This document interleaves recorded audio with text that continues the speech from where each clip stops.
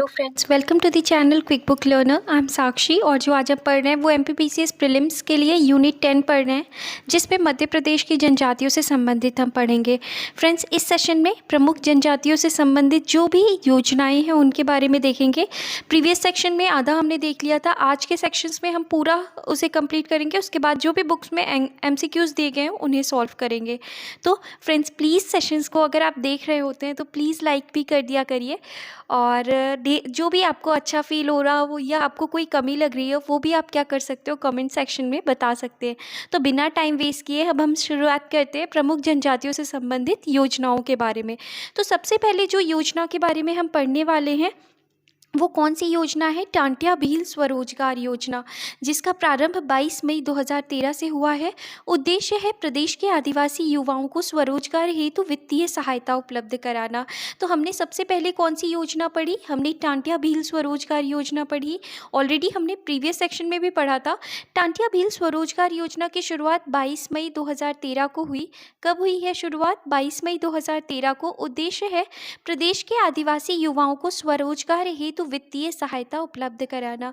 तो टांटिया भील स्वरोजगार योजना का उद्देश्य क्या है? प्रदेश के आदिवासी युवाओं को स्वरोजगार हेतु वित्तीय सहायता उपलब्ध कराना।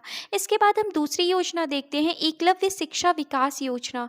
एकलव्य शिक्षा विकास योजना, जिसका प्रारंभ 15 नवंबर 2010 को हुआ है। टांटिया भील स्वरोजगार योजना की शुरुआत 22 मई 2013 को हुई है। इसमें क्या है? आदिवासी युवाओं को स्वरोजगार के लिए वित्तीय सहायता उपलब्ध कराई जाएगी। एकलव्य शिक्षा विकास योजना की शुरुआत 15 नवंबर 2010 को हुई है।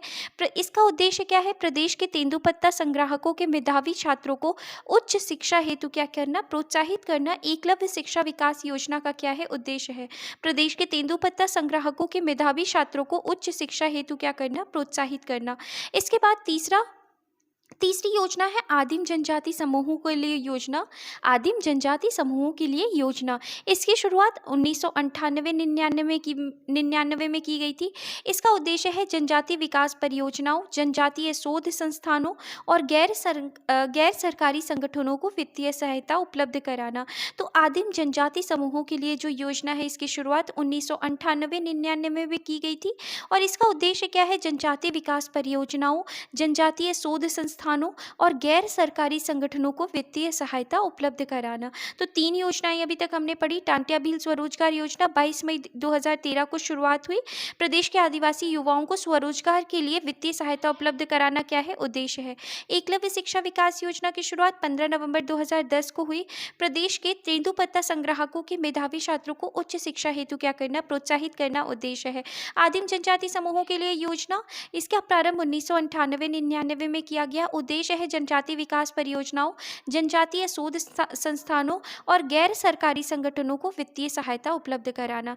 एकलव्य मॉडल आवासीय विद्यालय योजना, इसकी शुरुआत जो हुई है ये 1997-98 में हुई। प्रत्येक ईएमआरएस में नामांकित सभी छात्रों का व्यापक शारीरिक, मानसिक और सामाजिक रूप से प्रासंगिक विकास करना क्या है? उद्देश्य है। तो एकलव्य मॉडल आवासीय विद्यालय योजना की शुरुआत 1997-98 में हुई। प्रत्येक ईएमआरएस में नामांकित सभी छात्रों का व्यापक शारीरिक, मानसिक एवं सामाजिक रूप से क्या करना? प्रासंगिक विकास करना। एकलव्य मॉडल आवासीय विद्यालय योजना का क्या है? उद्देश्य है। इसके बाद अगली योजना हम पढ़ते हैं। अगली योजना कौन सी है? तो अगली योजना है जनजातीय क्षेत्रों में व्यावसायिक प्रशिक्षण योजना। इसकी शुरुआत 1992-93 में हुई। इसका उद्देश्य है मासिक स्टाइपेंड और प्रशिक्षण सामग्री क्या करना? उपलब्ध कराना। तो मासिक स्टाइपेंड और प्रशिक्षण सामग्री को क्या कराना? उपलब्ध कराना। जनजातीय बालिका शिक्षा योजना 1992-93 में ये योजना शुरू हुई। उद्देश्य क्या है? कम साक्षरता वाले जिले में जनजातीय बालिकाओं में शिक्षा का क्या करना? सुदृढ़ीकरण करना। इसके बाद अगली योजना है राष्ट्रीय फेलोशिप। इसका उद्देश्य क्या है? तो जनजातीय विद्यार्थियों को उच्च शिक्षा के लिए वित्तीय सहायता के रूप में फेलोशिप उपलब्ध कराना। तो राष्ट्रीय फेलोशिप में क्या है? जनजातीय विद्यार्थियों को उच्च शिक्षा के लिए वित्तीय सहायता के रूप में फेलोशिप उपलब्ध कराना। अगली योजना है अनुसूचित जनजाति के विद्यार्थियों के लिए उच्च स्तरीय शिक्षा योजना। तो अनुसूचित जनजाति के विद्यार्थियों के लिए उच्च स्तरीय शिक्षा योजना की शुरुआत 2007-08 में की गई थी। इसका उद्देश्य है उत्कृष्ट संस्थानों में स्नातक और स्नातकोत्तर शिक्षा प्राप्त कर रहे मेधावी छात्रों को प्रोत्साहित करना। तो अनुसूचित जनजाति के विद्यार्थियों के लिए उच्च स्तरीय शिक्षा योजना शुरुआत 2007-8 में। इसका उद्देश्य है उत्कृष्ट संस्थानों में स्नातक और स्नातकोत्तर शिक्षा प्राप्त कर रहे मेधावी छात्रों को क्या करना, प्रोत्साहित करना। अगला योजना है दीनदयाल अंत्योदय उपचार योजना, जिसकी शुरुआत 2004 में की गई थी।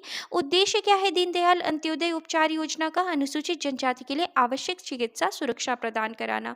अगली योजना है मुख्यमंत्री दुधारू पशु योजना। इसकी शुरुआत 20 मार्च 2023 को की गई है। और इसमें क्या है, इसका उद्देश्य है मध्य प्रदेश के बैगा, सहरिया और भारिया जनजाति की आजीविका को क्या करना, सुदृढ़ करना। ध्यान रखना है हमें, दीनदयाल अंत्योदय उपचार योजना की शुरुआत 2004 में की गई थी। उद्देश्य क्या है, आवश्यक चिकित्सा सुरक्षा प्रदान कराना। किसके लिए? अनुसूचित जनजाति के लिए। टांटिया मामा आर्थिक कल्याण योजना जो है, इसकी शुरुआत 6 सितंबर 2022 को की गई थी। इसका उद्देश्य है अनुसूचित जनजाति वर्ग के हितग्राहियों को नवीन उद्यमों की स्थापना हेतु कम ब्याज दर पर क्या कराना, ऋण उपलब्ध कराना। तो टांटिया मामा आर्थिक कल्याण योजना की शुरुआत कब हुई है? 6 सितंबर 2022 को। इसका उद्देश्य क्या है? अनुसूचित जनजाति वर्ग के हितग्राहियों को नवीन उद्यमों की स्थापना हेतु कम ब्याज पर ऋण उपलब्ध कराना। अगली योजना है मुख्यमंत्री अनुसूचित जनजाति वित्त पोषण योजना। मुख्यमंत्री अनुसूचित जनजाति वित्त पोषण योजना, जिसकी शुरुआत 6 सितंबर 2022 को हुई है। इस योजना का उद्देश्य अनुसूचित जनजाति वर्ग के लिए स्वरोजगार, आजीविका, कौशल उन्नयन, संवर्धन और नवाचार संबंधी परियोजनाओं को प्राथमिकता के आधार पर वित्त पोषण किया जाना। तो हमने किसके बारे में बात की? मुख्यमंत्री अनुसूचित जनजाति वित्त पोषण योजना के बारे में, जिसकी शुरुआत 6 सितंबर 2022 को हुई है। अनुसूचित जनजाति वर्ग के लिए स्वरोजगार, आजीविका, कौशल उन्नयन, संवर्धन एवं नवाचार संबंधी परियोजनाओं को प्राथमिकता के आधार पर वित्त पोषण किया जाना ही क्या है? मुख्यमंत्री अनुसूचित जनजाति वित्त पोषण योजना का उद्देश्य है। इसके बाद अगली ग्लोबिनोपैथी and sickle cell anaemia and thalassaemia निदान कार्यक्रम। तो हीमोग्लोबिनोपैथी निदान कार्यक्रम, जिसकी शुरुआत 15 जुलाई 2022 को हुई है। इसका उद्देश्य है सिकल सेल एनीमिया और थैलीसीमिया और अन्य हीमोग्लोबिनोपैथी विकारों से पीड़ित लोगों की स्क्रीनिंग, रेफरल और प्रबंधन की प्रणाली स्थापित करना। तो हीमोग्लोबिनोपैथी निदान कार्यक्रम जो है, इसकी शुरुआत कब हुई है? 15 जुलाई 2022 को। जन कल्याण व स्वराज अभियान जो है, जन कल्याण व स्वराज अभियान की शुरुआत 17 सितंबर 2021 को हुई है। गरीबों, महिलाओं, बच्चों, किसानों, मजदूरों, पिछड़े अनुसूचित जाति और जनजाति के कल्याण के लिए। तो जन कल्याण व स्वराज अभियान की शुरुआत 17 सितंबर 2021 को हुई है। जन कल्याण व स्वराज अभियान की शुरुआत 17 सितंबर 2021 को हुई है। इसका उद्देश्य क्या है? गरीब, महिला, बच्चा, किसान, मजदूर, पिछड़े अनुसूचित जाति और जनजाति के कल्याण के लिए जन कल्याण व स्वराज अभियान की शुरुआत की गई है। तो हमें ध्यान रखना है, हीमोग्लोबिनोपैथी निदान कार्यक्रम की शुरुआत 15 जुलाई 2022 को। मुख्यमंत्री अनुसूचित जनजाति वित्त पोषण योजना 6 सितंबर 2022। टांटिया मामा आर्थिक कल्याण योजना को हमें ध्यान रखना है, 6 सितंबर 2022 को क्या की गई है? शुरुआत की गई है। और इसमें अनुसूचित जनजातियों के हितग्राहियों को नवीन उद्यमों की स्थापना हेतु कम ब्याज दर पर क्या कराना, ऋण उपलब्ध कराना, टांटिया मामा आर्थिक कल्याण योजना का क्या है? उद्देश्य है। इसके बाद हम बात करते हैं अत्याचार निवारण अधिनियम। अत्याचार निवारण अधिनियम की शुरुआत 1 जनवरी 1989 को हुई थी। इसका उद्देश्य अत्याचार से पीड़ित SC ST को राहत एवं पुनर्वास सुविधा उपलब्ध कराना। तो अत्याचार निवारण अधिनियम की शुरुआत 1 जनवरी 1989 को, और उद्देश्य क्या है? अत्याचार से पीड़ित SC ST को राहत एवं पुनर्वास सुविधा उपलब्ध कराना। अगली योजना है अनुसूचित जनजाति राहत योजना। ध्यान रखना है हमें, राहत योजना की शुरुआत जो है, अनुसूचित जनजाति राहत योजना की शुरुआत 31 मार्च 2017 को हुई। संपूर्ण अनुसूचित जनजाति वर्ग की साधन विहीन आदिवासी कन्याओं के विवाह एवं दिव्यांग, निराश्रित, वृद्ध, अंधों तथा अति संकटापन्न व्यक्तियों को राहत पहुंचाना ही अनुसूचित जनजाति राहत योजना का क्या है? उद्देश्य है।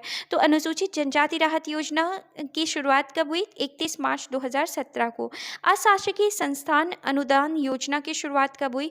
तो अशासकीय संस्थान अनुदान योजना की शुरुआत 1 जनवरी 1985 को हुई जनजाति वर्ग के सांस्कृतिक, औद्योगिक, सामाजिक उत्थान हेतु गठित संस्थानों को सहायता देना इस योजना का क्या है? उद्देश्य है। तो अशासकीय संस्थान अनुदान योजना की शुरुआत 1 जनवरी 1985 को जनजाति वर्ग के सांस्कृतिक, औद्योगिक और सामाजिक उत्थान हेतु गठित संस्थानों को सहायता देना अशासकीय संस्थान अनुदान योजना का क्या है? उद्देश्य है। अगली योजना है सैनिक स्कूल, निजी संस्थानों में अध्ययनरत अनुसूचित जनजाति के विद्यार्थियों की शुल्क पूर्ति योजना। ये योजना की शुरुआत 1 जनवरी 2017 को की गई है। इसका उद्देश्य नाम से ही हमें पता चल रहा है कि आदिवासी वर्ग के विद्यार्थियों को निजी संस्थानों में अध्ययन हेतु उनकी फीस भरने की जिम्मेदारी सरकार की रहेगी। अगली योजना है रानी दुर्गावती एवं शंकर शाह पुरस्कार योजना। ये योजना का नाम बदलकर वर्तमान में मेधावी विद्यार्थी पुरस्कार योजना कर दिया गया है और इस योजना की शुरुआत 2017 में की गई है। ये क्यों? इसका उद्देश्य क्या है? तो मेधावी छात्र छात्राओं को प्रोत्साहन राशि प्रदान करना। अगली योजना है विदेशी अध्ययन छात्रवृत्ति योजना। विदेशी अध्ययन छात्रवृत्ति योजना की शुरुआत 2003 में की गई थी। अनुसूचित जनजाति वर्ग के विद्यार्थियों को विदेशों में उच्च शिक्षा प्राप्त करने हेतु ये योजना चलाई गई। तो विदेशी अध्ययन छात्रवृत्ति योजना की शुरुआत 2003 में की गई। अनुसूचित जनजाति के वर्ग के विद्यार्थियों को विदेशों में उच्च शिक्षा प्राप्त करने हेतु क्या की गई है? ये योजना विदेशी अध्ययन छात्रवृत्ति योजना चलाई गई है। कब चलाई गई है? 2003 में। अगली योजना हम देखते हैं परीक्षा पूर्व प्रशिक्षण योजना। 1 जनवरी 2012 से ये योजना की शुरुआत हुई। परीक्षा पूर्व प्रशिक्षण योजना की 1 जनवरी 2012 से शुरुआत हुई है। इसका उद्देश्य है प्रदेश के 7 संभागीय मुख्यालय भोपाल, इंदौर, ग्वालियर, जबलपुर, सागर, रीवा, मुरैना में परीक्षा पूर्व प्रशिक्षण हेतु केंद्र संचालन। तो यहाँ पे परीक्षा पूर्व प्रशिक्षण योजना का क्या उद्देश्य है? प्रदेश के 7 संभागीय मुख्यालय भोपाल, इंदौर, ग्वालियर, जबलपुर, सागर, रीवा, मुरैना में परीक्षा पूर्व प्रशिक्षण हेतु केंद्र क्या करना? केंद्र का संचालन करना। और इस योजना की शुरुआत 1 जनवरी 2012 को हुई है। अगली योजना है आदिवासी छात्र छात्राओं को दिल्ली में उच्च शिक्षा योजना, जिसकी शुरुआत 1 जनवरी 2021 को हुई। दिल्ली में उच्च शिक्षण संस्थानों में अध्ययनरत छात्र छात्राओं को आवास उपलब्ध कराना ही क्या है? आदिवासी छात्र छात्राओं को दिल्ली में उच्च शिक्षा योजना का मुख्य उद्देश्य है। इसके बाद अब हम बात करते हैं कौन सी योजना के बारे में? आकांक्षा योजना के बारे में। ये क्वेश्चन आ भी चुका है पीसीएस में और हमें ये पढ़ना भी है, इंपॉर्टेंट है। 1 जनवरी 2018 में आकांक्षा योजना की शुरुआत हुई। कक्षा 10वीं के प्रतिभावान अनुसूचित जनजाति वर्ग के छात्र छात्राओं को JEE, NEET, UGC NET, CLAT आदि प्रतियोगी परीक्षाओं की तैयारी कराना आकांक्षा योजना की क्या है? आकांक्षा योजना का उद्देश्य है। तो आकांक्षा योजना की शुरुआत 1 जनवरी 2018 को हुई है और इसका उद्देश्य क्या है? कक्षा 10वीं के प्रतिभावान अनुसूचित जनजाति वर्ग के छात्र छात्राओं को क्या कराना? प्रतियोगी परीक्षाओं की क्या कराना? तैयारी कराना। इसके बाद अगली योजना है आवास सहायता योजना। इस योजना की शुरुआत 2016 में हुई। जनजाति छात्र छात्राओं को अपने गृह नगर के बाहर उच्च शिक्षा हेतु आवास सहायता प्रदान करना क्या है? आवास सहायता योजना की क्या है? उद्देश्य है। तो आवास सहायता योजना की शुरुआत 2016 में हुई। इसका उद्देश्य क्या है? जनजाति छात्र छात्राओं को अपने गृह नगर के बाहर उच्च शिक्षा हेतु आवास सहायता प्रदान करना। अगली योजना है केंद्रीय प्री मैट्रिक छात्रवृत्ति सहायता योजना, जिसकी शुरुआत 2015 में हुई थी। केंद्रीय प्री मैट्रिक छात्रवृत्ति सहायता योजना की शुरुआत 2015 में हुई थी। उद्देश्य क्या है? 9वीं 10वीं के आदिवासी वर्ग के छात्र छात्राओं को छात्रवृत्ति प्रदान करना।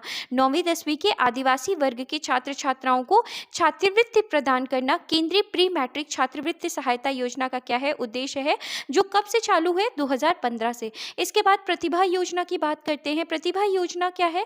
प्रतिभा योजना की शुरुआत 1 सितंबर 2016 को हुई है। प्रतिभा योजना की शुरुआत कब से मानी जाती है? 1 सितंबर 2016 से।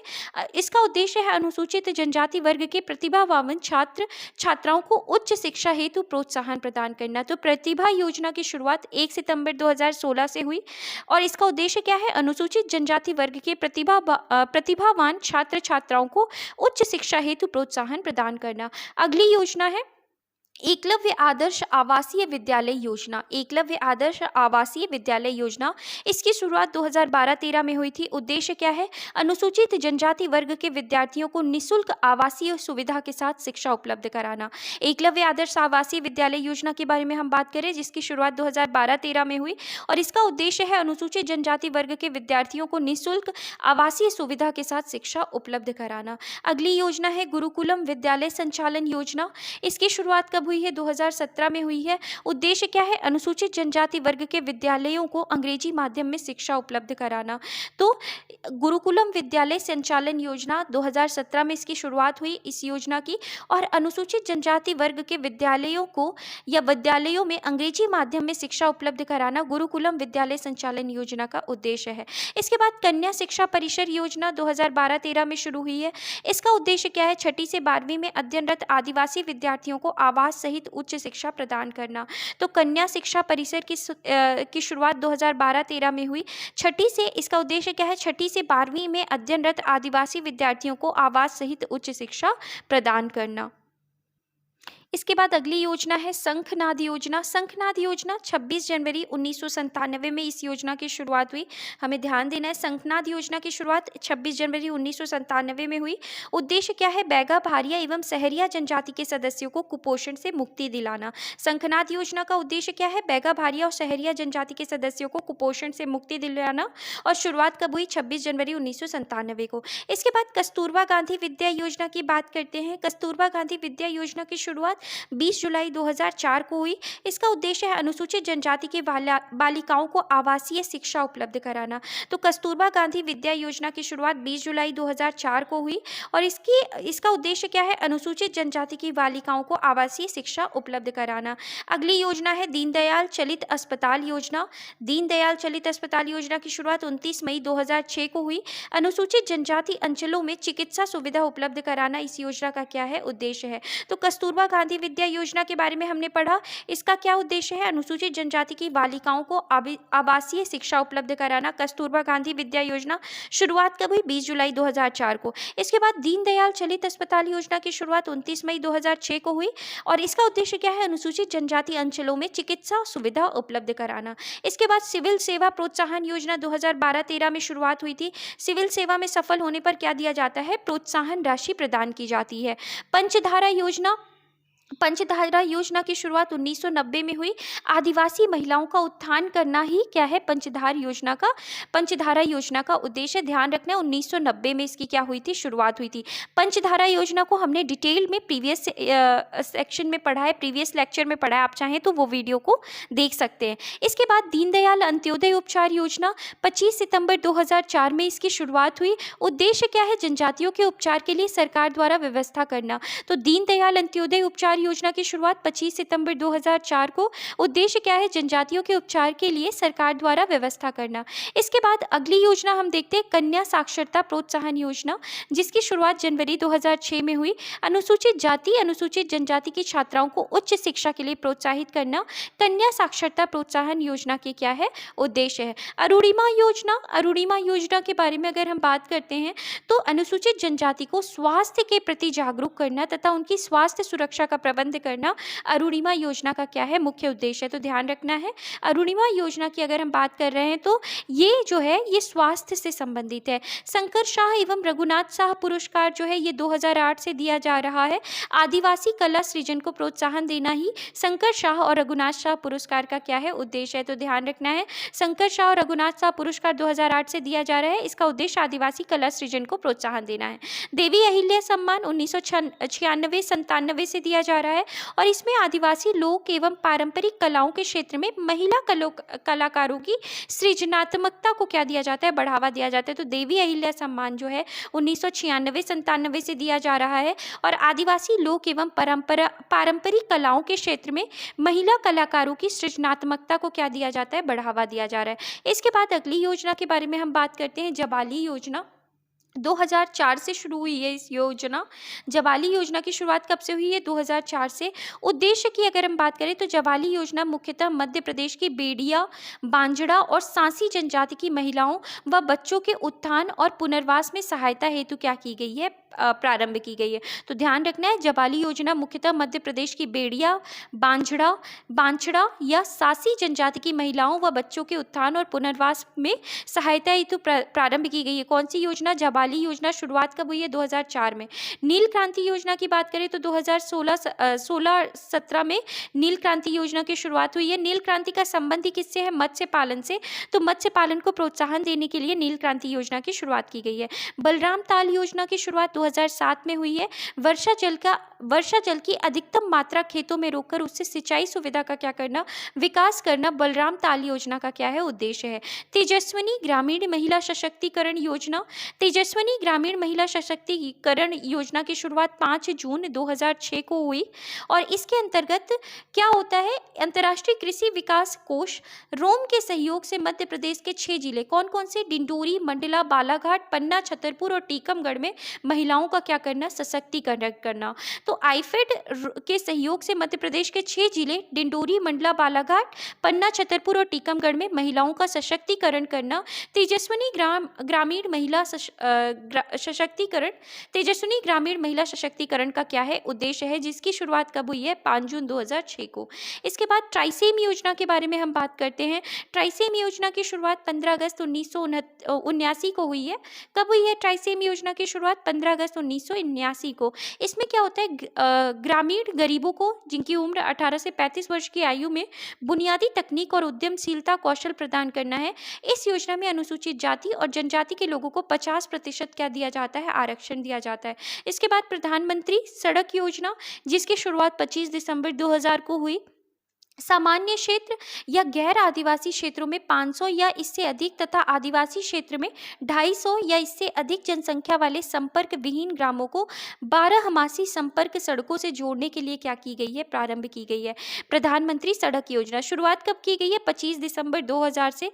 तो सामान्य क्षेत्र या गैर आदिवासी क्षेत्रों में 500 या इससे अधिक तथा आदिवासी क्षेत्रों में 250 या इससे अधिक जनसंख्या वाले संपर्क विहीन ग्राम को 12 संपर्क सड़कों से जोड़ने के लिए प्रधानमंत्री सड़क योजना शुरू की गई है। इसके बाद अगली योजना देखते हैं। अगली योजना है मुख्यमंत्री युवा स्वरोजगार योजना। मुख्यमंत्री युवा स्वरोजगार योजना की शुरुआत 1 अप्रैल 2013 को हुई। इसका उद्देश्य क्या है? समाज के सभी वर्गों के लिए स्वयं का उद्योग, सेवा, व्यवसाय स्थापित करने हेतु बैंकों के माध्यम से ऋण उपलब्ध कराना। तो मुख्यमंत्री युवा स्वरोजगार योजना की शुरुआत 1 अप्रैल 2013 से हुई और इसका उद्देश्य समाज के सभी वर्गों के लिए स्वयं का उद्योग, सेवा, व्यवसाय स्थापित करने हेतु बैंकों के माध्यम से ऋण उपलब्ध कराना। तो सभी वर्गों के लिए है मुख्यमंत्री युवा स्वरोजगार योजना, जिसकी शुरुआत 1 अप्रैल 2013 को हुई। स्मार्टफोन वितरण योजना 2017 से शुरू की गई है। अनुसूचित जाति, जनजाति, अन्य पिछड़ा वर्ग, सामान्य वर्ग के विद्यार्थियों हेतु प्रथम वर्ष में दाखिला लेने वाले विद्यार्थियों को क्या दिया जाएगा? स्मार्टफोन दिया जाएगा। वंदन योजना के बारे में बात करते हैं, ध्यान रखना है हमें। वंदन योजना की शुरुआत 15 जुलाई 2019 से हुई। कब हुई? वंदन योजना की जो शुरुआत है 15 जुलाई 2019 से हुई। आदिवासी बुनकरों का आर्थिक उत्थान एवं आदिवासी बुनकरों को समाज में प्रतिष्ठित व्यवसायी के रूप में स्थापित करना वंदन योजना का क्या है? एम है या कह सकते हैं उद्देश्य है। तो आदिवासी बुनकरों का आर्थिक उत्थान और आदिवासी बुनकरों को समाज में प्रतिष्ठित व्यवसायी के रूप में स्थापित करना वंदन योजना का क्या है? उद्देश्य है, जिसकी शुरुआत 15 जुलाई 2019 को की गई। निःशुल्क साइकिल प्रदाय योजना की शुरुआत 2007 में की गई। 8वीं कक्षा उत्तीर्ण करने पर अनुसूचित जाति, जनजाति बालिकाओं के लिए स्कूल जाने हेतु क्या की जाएगी? सुविधा प्रदान करना निःशुल्क साइकिल प्रदाय योजना का क्या है? उद्देश्य है। राशन आपके द्वार योजना जो है या ग्राम योजना का कब शुरू की गई? 15 नवंबर 2021 से। इसमें क्या है? आदिवासी क्षेत्रों में जहां राशन वितरण मूल्य की दुकान नहीं है, उन क्षेत्रों में राशन क्या किया जाएगा? घर में पहुंचाया जाएगा। इसके बाद एसटी राहत योजना की बात अगर हम करें तो एसटी राहत योजना जून 2015 में शुरू हुई। अनुसूचित जनजातियों में विभिन्न विकास योजनाओं के माध्यम से स्वरोजगार स्थापित करना ही क्या है, एसटी राहत योजना का क्या है, उद्देश्य है। तो एसटी राहत योजना की शुरुआत जून 2015 में हुई।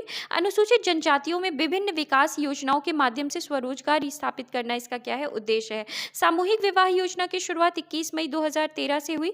लड़कियों के परिवार को आर्थिक सहायता उपलब्ध कराना सामूहिक विवाह योजना का क्या है, उद्देश्य है। श्यामा प्रसाद मुखर्जी छात्रवृत्ति योजना 2010 से शुरू की गई है। 12वीं में 80% से अधिक अंक प्राप्त करने वाले अनुसूचित जनजाति के छात्रों को छात्रवृत्ति एवं फीस प्रतिपूर्ति जैसी सुविधाएं क्या की जाएंगी, प्रदान की जाएंगी। तो श्यामा प्रसाद मुखर्जी छात्रवृत्ति योजना 2010 में शुरू हुई। ऐसे छात्र या छात्राएं जो 12वीं में 80% से अधिक अंक प्राप्त करते हैं उनको क्या दिया जाएगी, छात्रवृत्ति एवं फीस प्रतिपूर्ति जैसी सुविधाएं क्या की जाएंगी, प्रदान की जाएंगी। इस तरीके से फ्रेंड्स हमने जितनी भी योजनाएं थी हमने आदिवासियों के लिए या अनुसूचित जनजाति के लिए जितनी भी योजनाएं थी हमने उनको पढ़ा। अब जो भी इस चैप्टर्स में क्वेश्चंस दिए गए हैं, एमसीक्यूज दिए गए हैं, हम उनको सॉल्व करते हैं। तो पहला क्वेश्चन है कि जनगणना 2011 के अनुसार मध्य प्रदेश में अनुसूचित जनजातियों की जनसंख्या है। तो हमने पढ़ा था कि जनगणना 2011 के अनुसार मध्य प्रदेश में अनुसूचित जनजातियों की जनसंख्या कितनी है, 153.16 लाख है। तो जनगणना 2011 के अनुसार मध्य प्रदेश में अनुसूचित जनजातियों की संख्या कितनी है, 153.16 लाख। इसके बाद हम बात करते हैं मध्य प्रदेश में संपूर्ण देश की जनजाति का कितना प्रतिशत है।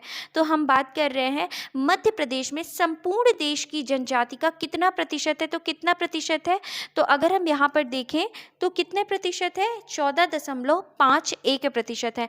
मध्य प्रदेश में संपूर्ण देश की जनजाति का कितना प्रतिशत है, 14.51% है।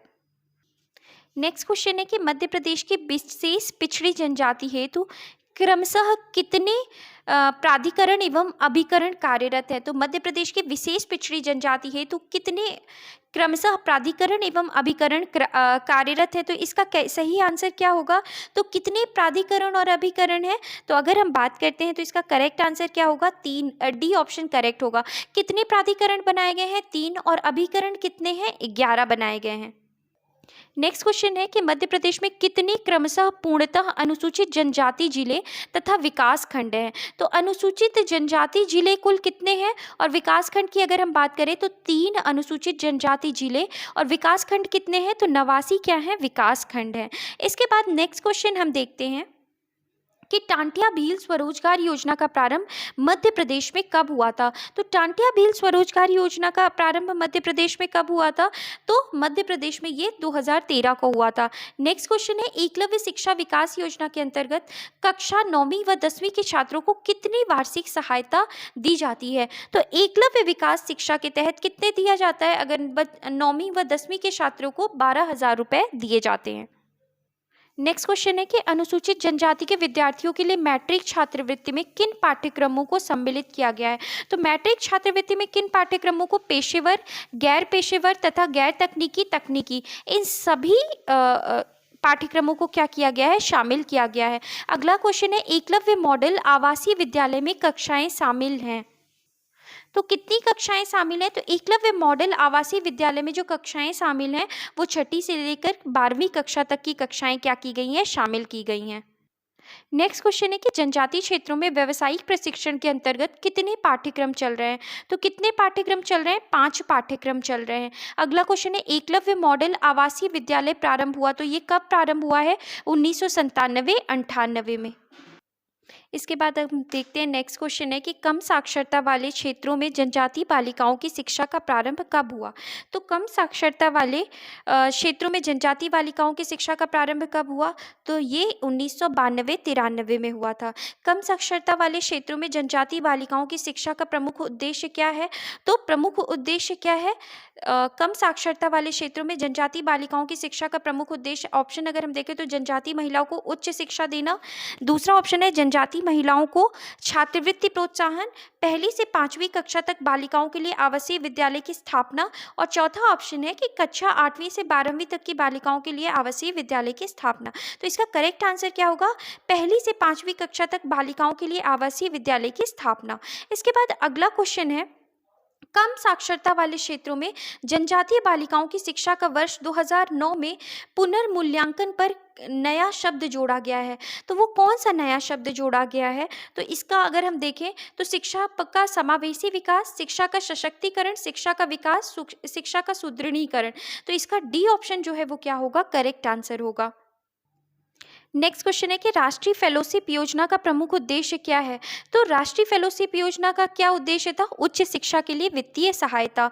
नेक्स्ट क्वेश्चन है कि अनुसूचित जनजाति के विद्यार्थियों के लिए उच्च स्तरीय शिक्षा योजना शुरू की गई है। तो अनुसूचित जनजाति के विद्यार्थियों के लिए उच्च स्तरीय शिक्षा शुरू की गई है। तो कब शुरू की गई है? तो ये जो है शुरू की गई है 2007-8 में शुरू की गई है। नेक्स्ट क्वेश्चन है लघु वनोत्पादों के लिए सहायता अनुदान कार्यक्रम प्रायोजित है। तो लघु वनोत्पादों के लिए सहायता अनुदान कार्यक्रम जो प्रायोजित है वो किसके द्वारा प्रायोजित है? केंद्र सरकार के द्वारा।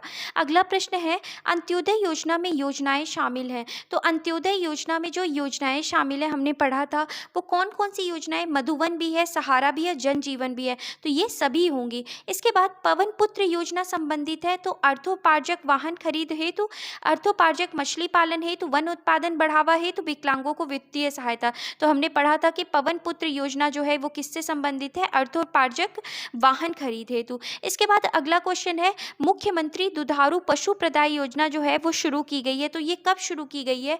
तो ये जो है ये शुरू की गई है 20 मार्च 2023 को। मुख्यमंत्री दुधारू पशु प्रदाय योजना कब शुरू की गई है? 20 मार्च 2023 को। अगला क्वेश्चन है मुख्यमंत्री दुधारू पशु प्रदाय योजना से संबंधित जनजाति है। तो कौन सी संबंधित जनजाति है? तो ये जो है बैगा, भारिया और सहरिया तीनों ही जनजातियां जो हैं ये मुख्यमंत्री दुधारू पशु प्रदाय योजना से संबंधित क्या हैं? जनजाति हैं। इसके बाद अगला नेक्स्ट क्वेश्चन है टांटिया मामा आर्थिक कल्याण योजना की शुरुआत हुई। तो टांटिया मामा आर्थिक कल्याण योजना की शुरुआत कब हुई है? तो इसकी शुरुआत जो हुई है वो कब हुई है? 6 सितंबर 2022 को। नेक्स्ट क्वेश्चन है टांटिया मामा आर्थिक कल्याण योजना का प्रमुख उद्देश्य क्या है? तो टांटिया मामा आर्थिक कल्याण योजना का उद्देश्य क्या है? नवीन उद्यमों की स्थापना और कम ब्याज दर पर ऋण उपलब्ध कराना। तो इसका सही उत्तर क्या होगा? सी ऑप्शन जो है वो क्या है? सी ऑप्शन सही है। दोनों ही ए और बी ऑप्शन दोनों ही क्या है? करेक्ट है। इसके बाद अगला प्रश्न है मुख्यमंत्री अनुसूचित जनजाति विशेष परियोजना वित्त पोषण योजना की शुरुआत कब हुई? तो मुख्यमंत्री वित्त पोषण योजना की शुरुआत कब हुई है? तो इसकी शुरुआत जो है वो 6 सितंबर 2022 को हुई है। कब हुई है? 6 सितंबर 2022 को। इसके बाद अगला प्रश्न है हीमोग्लोबिनोपैथी निदान कार्यक्रम की शुरुआत कब हुई? तो हीमोग्लोबिनोपैथी निदान कार्यक्रम की शुरुआत कब हुई है? तो इसकी शुरुआत जो हुई है ये 15 जुलाई 2022 को हुई है। कब हुई है? 15 जुलाई 2022 को। इसके बाद जन कल्याण व सुराज अभियान की शुरुआत कब हुई है? तो जन कल्याण और सुराज अभियान की शुरुआत 17 सितंबर 2021 को हुई है। कब हुई है? 17 सितंबर 2021 को। इसके बाद अगला प्रश्न है अत्याचार निवारण अधिनियम का प्रारंभ हुआ। तो अत्याचार निवारण अधिनियम का प्रारंभ कब हुआ है? तो अत्याचार निवारण अधिनियम का प्रारंभ जो है वो 1 जनवरी 1989 को हुआ है। अगला क्वेश्चन है विदेशी अध्ययन छात्रवृत्ति योजना प्रारंभ हुई। तो विदेशी अध्ययन छात्रवृत्ति योजना का प्रारंभ कब से माना जाता है? 2003 से। इसके बाद अगला क्वेश्चन है कि अनुसूचित जनजाति राहत योजना संबंधित है। तो अनुसूचित जनजाति राहत योजना किससे संबंधित है? तो आदिवासी कन्याओं के विवाह से दिव्यांग को राहत और निराश्रित वृद्ध अंधों को राहत, इन सभीयों से अनुसूचित जनजाति राहत योजना का क्या है? संबंध है। इसके बाद अनुसूचित जनजाति राहत योजना जो है वो कब शुरू की गई थी? तो वो जो योजना शुरू की गई थी ये कब की गई थी? तो ये 31 मार्च 2017 को क्या की गई थी? शुरू की गई थी। इसके बाद नेक्स्ट क्वेश्चन है अशासकीय संस्थान अनुदान योजना प्रारंभ हुई। तो अशासकीय संस्थान अनुदान जो योजना प्रारंभ हुई है ये कब हुई है? ये 1 जनवरी 1985 को हुई है। अगला क्वेश्चन है मेधावी विद्यार्थी पुरस्कार योजना का प्रारंभ कब हुआ? तो मेधावी विद्यार्थी पुरस्कार योजना का प्रारंभ कब माना जाता है? तो अगर हम यहाँ पर ऑप्शन देखें तो कब से माना जाता है? तो 2017 से माना जाता है। कब से माना जाता है? मेधावी विद्यार्थी पुरस्कार योजना का प्रारंभ 2017 से माना जाता है। नेक्स्ट क्वेश्चन है कि सिविल सेवा प्रोत्साहन योजना मध्य प्रदेश में प्रारंभ हुई। तो सिविल सेवा प्रोत्साहन योजना मध्य प्रदेश में कब प्रारंभ हुई है? 2012-13 में। अगला क्वेश्चन है कि सिविल सेवा प्रोत्साहन योजना के अंतर्गत मध्य प्रदेश लोक सेवा आयोग प्रारंभिक परीक्षा उत्तीर्ण करने पर कितनी राशि दी जाती है?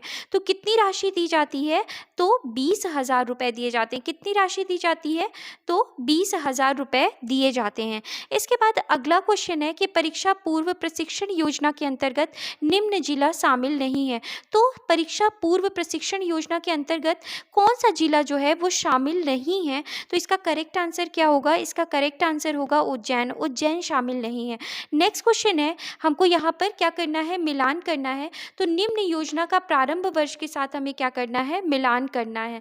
तो अगर हम बात करें आकांक्षा योजना, आकांक्षा योजना की शुरुआत कब हुई है? तो आकांक्षा योजना की शुरुआत 1 जनवरी 2018 को हुई है। इसके बाद शंखनाद योजना का प्रारंभ कब हुआ है? तो शंखनाद योजना जो है ये कब शुरू की गई है? तो शंखनाद योजना जो है ये 26 जनवरी 1997 को शुरू हुई है। प्रतिभा योजना की अगर हम बात करें तो प्रतिभा योजना कब शुरू हुई है? 1 सितंबर 2016 को। और कस्तूरबा गांधी योजना जो शुरू की गई है ये कब की गई है? 20 जुलाई 2004 को। तो इस तरीके से जो करेक्ट आंसर होगा क्या होगा? बी ऑप्शन होगा। आकांक्षा योजना की शुरुआत 1 जनवरी 2018 को। बी का क्या होगा? 3।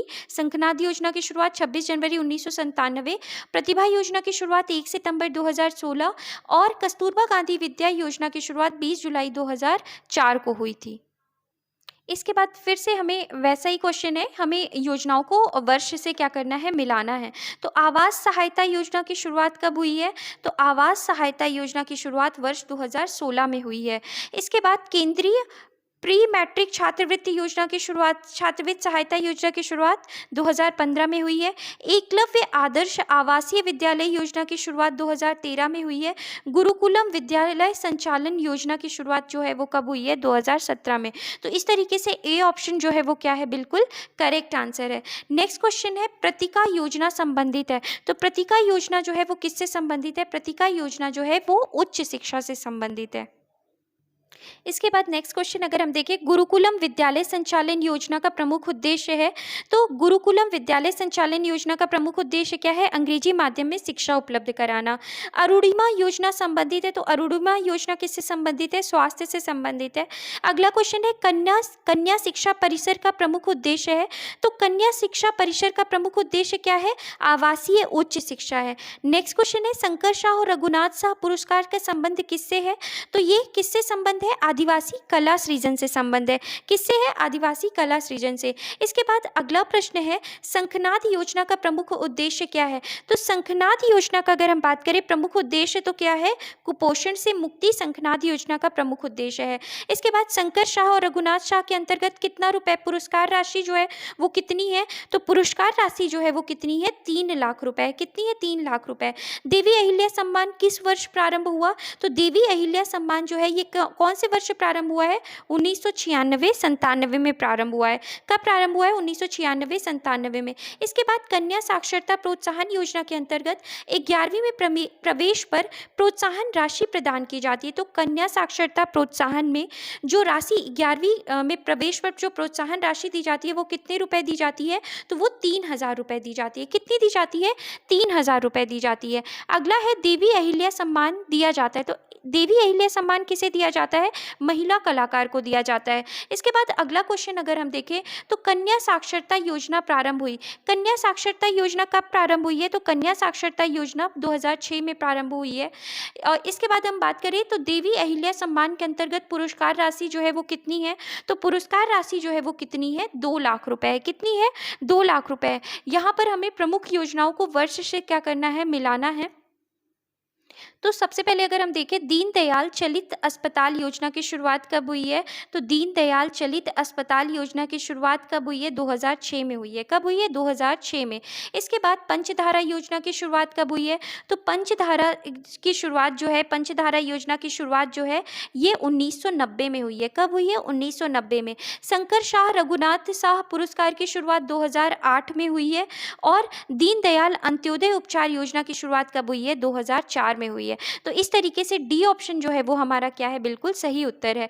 पंचधारा योजना के अंतर्गत निम्न योजनाएं शामिल हैं। तो कल्प वृक्ष, सामाजिक पेंशन, आयुष्मती, ये सभी जो हैं पंचधारा के अंतर्गत क्या है, शामिल है। पंचधारा के अंतर्गत क्या क्या शामिल है, कल्प वृक्ष, सामाजिक पेंशन और आयुष्मती। इसके बाद अगर हम यहाँ पर देखते हैं तो देवी अहिल्या सम्मान के अंतर्गत कितना पुरस्कार राशि है, 2 लाख रुपए। कृषि उत्पादकता में वृद्धि हेतु निम्न योजना है। तो कृषि उत्पादकता में वृद्धि के लिए कौन सी योजना चलाई जा रही है, तो सूरज धारा अन्नपूर्णा योजना को क्या किया जा रहा है, चलाया जा रहा है। नेक्स्ट क्वेश्चन है, विशेष पिछड़ी जनजातियों के किसी सदस्य को अप्राकृतिक मृत्यु हो जाने पर जनश्री बीमा योजना के अंतर्गत कितनी राशि दी जाती है। तो कितनी राशि दी जाती है, 20,000 रुपए दिए जाते हैं। इसके बाद अगला क्वेश्चन है कि यहाँ पर जनजाति को निकट चिकित्सा सुविधा किस योजना के तहत प्रदान की जा रही है। तो जनजातियों को कौन सी किस योजना के तहत निकट चिकित्सा सुविधा प्रदान की जा रही है, तो कौन सी जीवन ज्योति के तहत, कौन सी योजना के तहत, जीवन ज्योति के तहत। इसके बाद यहाँ पर कुछ योजनाएं दी गई हैं और हमको इनको क्या करना है, मिलाना है। तो अगर हम यहाँ इस योजनाओं को देखें तो अरुणिमा योजना का संबंध किससे है, तो अरुणिमा योजना के बारे में हमने पढ़ा है कि अरुणिमा योजना का संबंध किससे है, स्वास्थ्य से है। जवाली योजना का संबंध किससे है, वेश्यावृत्ति से। शंखनाद का संबंध किससे है, तो शंखनाद का जो संबंध है वो किससे है, शिक्षा से है। और प्रतिष्ठा का संबंध जो है मैला कुप्रथा से, किससे है, मैला कुप्रथा से। तो अरुणिमा योजना का संबंध स्वास्थ्य से है, जवाली का वेश्यावृत्ति से, शंखनाद का शिक्षा से और प्रतिष्ठा में क्या है, मैला कुप्रथा। तो इस तरीके से सी ऑप्शन जो है वो क्या है, बिल्कुल सही है। अगला क्वेश्चन है, आकांक्षा योजना संबंधित है। तो आकांक्षा योजना किससे संबंधित है, तो अनुसूचित जनजाति छात्रों को प्रतिस्पर्धात्मक परीक्षाओं हेतु कोचिंग देने के लिए। इसके बाद अगला प्रश्न है, मध्य प्रदेश में मत्स्य पालन को प्रोत्साहन देने के उद्देश्य से नील क्रांति योजना कब प्रारंभ की गई है। तो नील क्रांति योजना कब प्रारंभ की गई है, वर्ष 2016-17 में। नेक्स्ट क्वेश्चन है, बलराम ताल योजना कब प्रारंभ हुई। तो बलराम ताल योजना वर्ष 2007 में क्या हुई है, प्रारंभ हुई है। इसके बाद तेजस्विनी ग्रामीण महिला सशक्तिकरण कार्यक्रम में वित्तीय सहयोग प्रदान करने वाला संगठन कौन सा है, तो वो कौन सा है।